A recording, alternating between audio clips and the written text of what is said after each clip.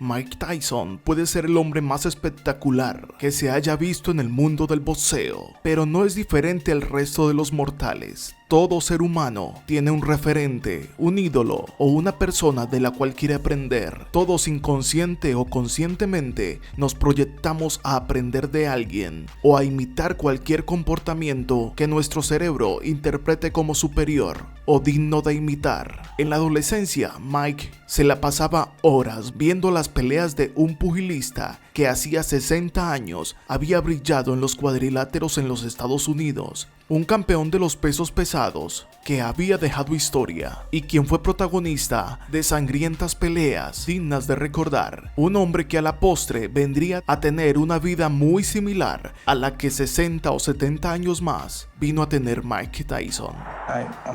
Me vuelve loco Jack Dempsey por su intensidad, tan feroz. No hay nadie como él, nadie como él. Hoy la historia de Jack Dempsey. William Harrison, como fue su nombre de pila, nació en Manassas, Colorado, el 24 de junio de 1895.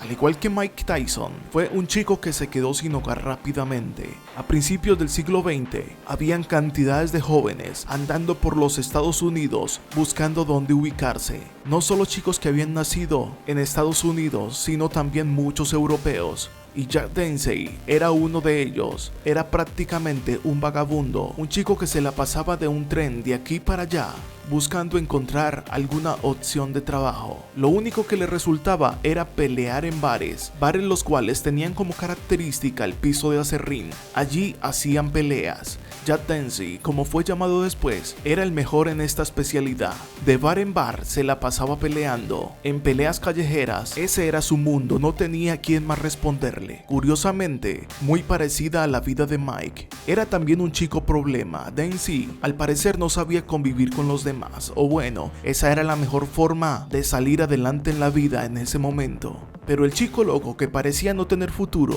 tenía algo de inteligencia, así que dijo: me iré a Nueva York a buscar nuevas opciones. Él sabía que el pugilismo era una práctica profesional en la capital del mundo, así que se fue para Nueva York. Allí le tocaría empezar muy difícil, no tenía dónde dormir y dormía en el Central Park. Allí lo conocería un promotor llamado Ted Rickard. Dicho promotor era el más importante del boxeo en ese momento. Rickard había empezado promoviendo peleas en las minas de oro, pues él también era minero, pero él encontró que promoviendo dichas peleas podía ganar muchísimo dinero, así que fue el primero que empezó a programar peleas en el Madison Square Garden. Por aquellos tiempos, Dempsey llegó diciendo a Nueva York que él era el campeón de los pesos pesados de las montañas rocosas. Bueno, si existiera internet en ese momento, claramente nadie le había creído. Hubieran investigado y se hubieran dado cuenta que eso no existía. Pero en el principio del siglo XX, nada de esto se podía corroborar, así que fácilmente le creían. El título de los pesos pesados de las montañas rocosas solamente existía en la mente de Dempsey. Pero bueno, a veces alguien presume de cosas y no es capaz de demostrarlas. Pero Dempsey presumía y era capaz de demostrarlo. Así que empezó a pelear en las calles hasta que lo conoció Rickard. Dicho promotor lo utilizó, pero Dempsey también utilizó al promotor. Uno era hecho para el otro. Dempsey empezó a ser reconocido en los Estados Unidos. El Madison Square Garden se llenaba para ver a Dempsey, y Dempsey empezó a conocer la fama, se convirtió en una gran estrella. Así que llegaría el momento de pelear por los pesos pesados. Él soñaba en enfrentarse contra Jess Wheeler. Jess Wheeler era un hombre que medía casi 2 metros de altura. Es uno de los pesos pesados más altos de la historia. Wheeler le había ganado nada más y nada menos que a Jack Johnson, uno de los grandes pesos pesados de la historia y el primer afrodescendiente en convertirse en una estrella en los Estados Unidos. Dicho sueño de Dempsey se convertía en realidad el 4 de julio de 1919. Dempsey medía 1,85 de estatura, pero su oponente medía 2 metros. La diferencia era real. Lastimosamente para Dempsey, sus entrenadores le habían engañado. Le habían dicho que Jess Wheeler era un hombre gordo, así que no era un hombre peligroso, pero cuando Dempsey lo vio, se dio cuenta que poca grasa tenía, así que esa esa pelea sería muy riesgosa para él. De todas formas, el susto que pasó Dempsey al principio de la pelea, minutos después, la historia empezó a tornarse a su favor. En el primer round derribó en 7 ocasiones a Jess Wheeler. Aunque Wheeler era el favorito, no pudo hacer mucho. Era un hombre de mucho coraje, volvía y se levantaba. En aquella época, los peleadores, después de derribar a su rival, no tenían que ir a la esquina. Simplemente era que se levantara un poco y ya lo tenía otra vez encima dándole golpes. Dicha pelea fue sangrienta, literalmente sangrienta. Los asistentes de la pelea en Toledo, Ohio, vieron cómo Dempsey golpeaba furiosamente a su oponente. No tengo claro si la regla del árbitro para la pelea no estaba vigente. Lo cierto es que en esos momentos no habían tantas reglas como ahora. El todo fue que Wheeler recibió una soberana paliza, en donde el árbitro solamente intervenía cuando se terminaba cada round. Mientras la pelea transcurría, cada golpe era peor. Le rompió la nariz, varias costillas, había perdido varios dientes y le había partido un hueso en la cara. Era tanta la paliza que en un momento que sonó la campana pensaron que se había acabado la pelea. Dempsey celebró que era el nuevo campeón mundial y se fue a su camerino, pero no, la pelea no se había acabado y Dempsey no estaba por ningún lado. Así que rápidamente lo llamaron. Su oponente Wheeler se ubicó de pie nuevamente porque respiraba. Esas eran las reglas de ese momento. Si Wheeler respiraba y el oponente no estaba, ganaría la pelea. Así que Dempsey volvió corriendo, vino y lo apaleó nuevamente. A partir de esa victoria, Dempsey obtuvo mucha fama y se coronó campeón mundial de los pesos pesados. Se convirtió en uno de los hombres más importantes en los Estados Unidos, amado por todas las culturas, por un Estados Unidos que se estaba llenando de inmigrantes y que estaba formando una nueva nación. Dempsey se volvió una figura protagónica y muy influyente en los Estados Unidos.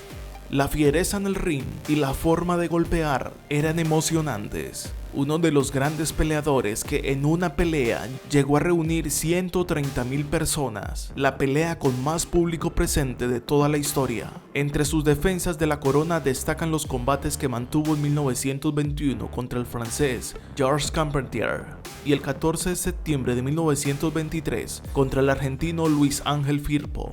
Aquella pelea contra Firpo fue llamada la pelea del siglo por el título mundial del peso completo. Aunque en un principio el argentino parecía estarle ganando a Dempsey, Dempsey terminó venciendo a Firpo. Todo después de que Firpo hubiera noqueado a Dempsey y el referee y el público ayudaran a Dempsey a levantarse. Así te parezca un poco raro, realmente las reglas de ese momento permitían que si el peleador terminaba noqueado y era capaz de levantarse para seguir peleando, la pelea continuaría. En un principio Firpo había noqueado a Dempsey, pero como les decía, el combate siguió y Dempsey ganó. En 1926, Dempsey perdió de forma sorpresiva el título frente al estadounidense Gene Tunney.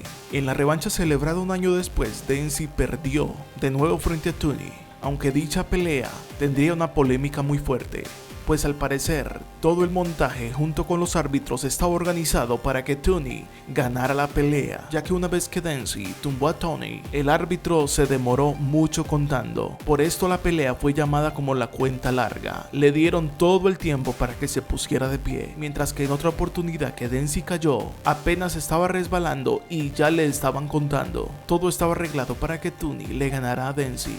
Curiosamente, muy parecido a lo que pasó con Mike, Dempsey se enamoró de una actriz de Hollywood, se retiró del pugilismo e incursionó en el cine, dejando una gran historia en los pesos pesados y 60 años más tarde inspirando a Mike Tyson a que fuera como él. Tyson lo admiraba por cómo procedía, también por cómo peleaba, y curiosamente las vidas fueron parecidas. Ambos iniciaron en la calle, metidos en problemas callejeros. Los dos fueron rescatados, por decir de alguna forma, por el boxeo. Los dos se enamoraron de una actriz de Hollywood y los dos se convirtieron en leyendas de los pesos pesados.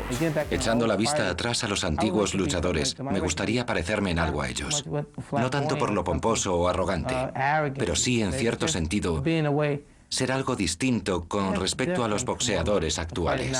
Mike se convirtió en un hombre rescatado de las calles por Cus D'Amato, en una increíble historia de superación y formación, y que en este canal hay un video solo sobre el tema. El padre adoptivo de Mike Tyson, Cus D'Amato. Your mind is not in your way. as something distracting you. Si te gustó esta historia, suscríbete a Culturízate, dale like al video si te gustó. Visita nuestro segundo canal, se llama Culturizados. Te dejo el link en la descripción.